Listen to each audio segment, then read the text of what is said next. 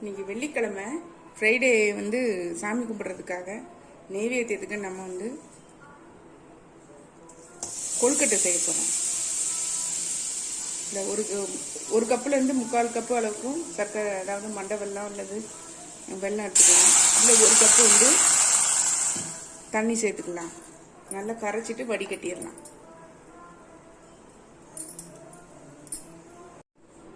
வடிகட்டிடலாங்க.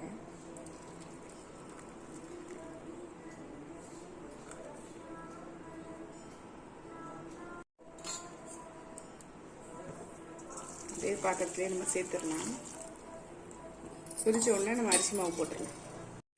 கொதிக்க ஆரம்பிச்சிருச்சு. நம்ம இப்போ இதில் வந்து தேங்காய் துருவல் சேர்த்துடலாம். ஒரு ஏலக்காய் தூள் கொஞ்சம் சேர்த்துடலாம்.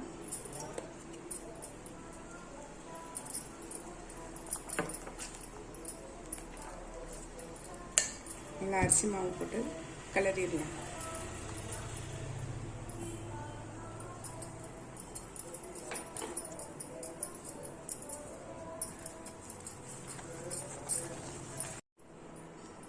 நல்லா கிளறி விட்டாச்சு பாருங்கள். நம்ம இப்போ இதில் வந்து 1 ஸ்பூன் அளவு நெய் விட்டுக்கலாம். தண்ணி கொதிக்கும் போதும் விடலாம். இப்போ விட்டாலும் நல்லா வாசனையாக இருக்கும். அப்படியே அதை வந்து அடுப்பை இறக்கி ஆற விட்டு கொழுக்கட்டையெல்லாம் நம்ம பிசைஞ்சிடலாம். கொஞ்சம் வெதுன்னு இருக்கும்போதே, கை பொறுக்கிற சூடு இருக்கும்போதே நம்ம இழுத்து பிசைஞ்சு கொழுக்கட்டை ஆக்கிடலாம். இப்போ நம்ம அடுப்பை ஆஃப் பண்ணிவிட்டு ஆற விட்டுறலாம். நல்லா இழுத்து பசஞ்சாச்சு பாருங்கள். கையில் எண்ணெய் தடவிட்டு நம்ம பிடிச்சி வச்சிடலாம். கையில் எண்ணெயும் நெய்யும் தடவிட்டு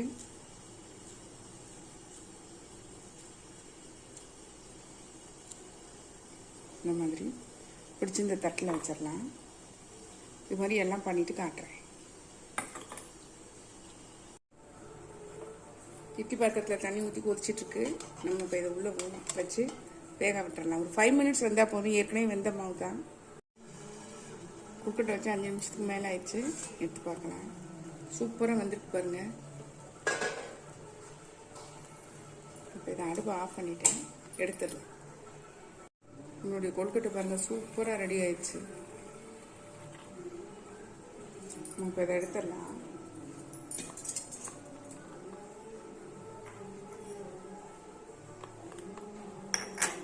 சூடாக இருக்கு. செம்மையாக ரெடி ஆயிடுச்சு. சூப்பராக சாமி கும்பிட்றோம். நம்ம இந்த இனிப்பு கொழுக்கட்டை எப்படி செஞ்சிருந்தோம்